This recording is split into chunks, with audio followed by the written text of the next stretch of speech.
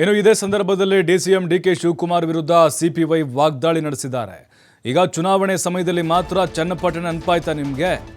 DK Shivakumar ಈಗಾಗಲೇ ಇಲ್ಲಿ ಜನತಾ ದರ್ಶನ ಸಾಕಷ್ಟು ಕಾರ್ಯಕ್ರಮಗಳನ್ನು ಮಾಡ್ತಾ ಇದ್ದಾರೆ, ಸಾಲು ಸಾಲು ಭೇಟಿ ಕೊಡ್ತಾನೆ ಇದ್ದಾರೆ. ಈ ವಿಚಾರವಾಗಿ ವಾಗ್ದಾಳಿ ನಡೆಸಿದ್ದಾರೆ. ಈಗ ನೆನಪಾಯ್ತಾ ನಿಮಗೆ ಚುನಾವಣೆ ಬಂದಿದೆ ಅಂತ ಹೇಳಿ ಚನ್ನಪಟ್ಟಣದ ಜನರು ಬುದ್ಧಿವಂತರಿದ್ದಾರೆ. ಇಂತಹ ನಾಟಕಗಳಿಗೆ ನಮ್ಮ ಜನ ಸರಿಯಾಗಿ ಉತ್ತರವನ್ನು ಕೊಡ್ತಾರೆ. ಇದೆಲ್ಲ ನಿಮ್ಮ ನಾಟಕ. ಚನ್ನಪಟ್ಟಣದಲ್ಲಿ ಡಿಕೆ ಶಿವಕುಮಾರ್ ವಿರುದ್ಧ ಪರಿಷತ್ ಸದಸ್ಯ ಸಿಪಿವೈ ವಾಗ್ದಾಳಿ ನಡೆಸಿದ್ದಾರೆ. ಚುನಾವಣೆಗೆ ಹಾಗಾದ್ರೆ ತಂದು ಈಗ ಹಾಕಿ, ಈಗ ಚನ್ನಪಟ್ಟಣಕ್ಕೆ ನಿಮ್ಮ ಕೊಡುಗೆ ಏನಿದೆ ಇಲ್ಲಿ ತನಕ? ಉಪಚುನಾವಣೆನ ಮಾಡ್ರಿ, ಆಯ್ತು. ಈಗ ಒಂದು ವರ್ಷದಿಂದ ಏನು ಮಾಡಲಿಲ್ವಾ ಚನ್ನಪಟ್ಟಣಕ್ಕೆ?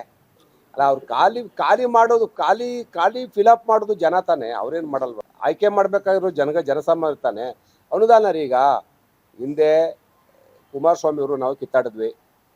ಬಸವರಾಜ ಬೊಮ್ಮಾಯಿ ಇದ್ದಾಗ ನಾವು 100 ಕೋಟಿ ಅವ್ರು 100 ಕೋಟಿ ಅನುದಾನ ತಂದ್ವಿ.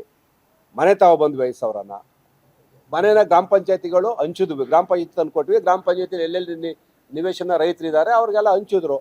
ಒಂದು ಸಿಸ್ಟಮ್ ಇದೆ ಕೆಲಸ ಮಾಡಲಿಕ್ಕೆ. ಸಿಸ್ಟಮ್ ಬಿಟ್ಟು ಅವರೇ ಬಂದು ಏನು ಮಾಡೋಕ್ಕಾಗಲ್ಲ.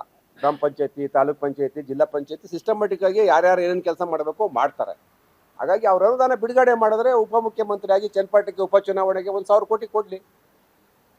ಅದಕ್ಕೆ ಅವರೇ ಖುದ್ದಾಗಿ ಅರ್ಜಿ ತಗೊಂಡು ನಾನು ಈ ಕೆಲಸ ಮಾಡ್ತೀನಿ ಅಂತ, ಇದೆಲ್ಲ ಜನಗಳಿಗೆ ಒಬ್ಬ ಜವಾಬ್ದಾರಿಯುತ ವ್ಯಕ್ತಿಯಾಗಿ ಈ ಥರ ಸುಳ್ಳು ಆಶ್ವಾಸನೆ ಭರವಸೆಗಳನ್ನ ಕೊಟ್ಟು ಇಷ್ಟು ದಿನ ಮೂರ್ಖರು ಮಾಡಿದಿರಿ, ತಿರ್ಗಾ ಮೂರ್ಖರು ಮಾಡೋ ಪ್ರಯತ್ನ ಮಾಡಬೇಡಿ ಅಂತ ಅಷ್ಟೇ. ಉಪಚುನಾವಣೆಗೆ ಹಾಗಾದ್ರೆ ತಂದು ಈಗ ಹಾಕಿ, ಈಗ ಚನ್ನಪಟ್ಟಣಕ್ಕೆ ನಿಮ್ಮ ಕೊಡುಗೆ ಏನಿದೆ ಇಲ್ಲಿ ತನಕ? ಉಪಚುನಾವಣೆನ ಮಾಡ್ರಿ, ಆಯ್ತು. ಈಗ ಒಂದು ವರ್ಷದಿಂದ ಏನು ಮಾಡಲಿಲ್ವಾ ಚನ್ನಪಟ್ಟಣಕ್ಕೆ? ಅಲ್ಲ, ಅವ್ರು ಖಾಲಿ ಮಾಡೋದು, ಖಾಲಿ ಫಿಲಪ್ ಮಾಡೋದು ಜನ ತಾನೆ, ಅವ್ರೇನು ಮಾಡಲ್ವ? ಆಯ್ಕೆ ಮಾಡ್ಬೇಕಾಗಿರೋ ಜನಸಾಮಾನ್ಯ ತಾನೆ.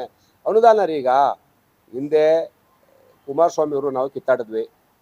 ಬಸವರಾಜ ಬೊಮ್ಮಾಯಿ ಇದ್ದಾಗ ನಾವು 100 ಕೋಟಿ ಅವ್ರು 100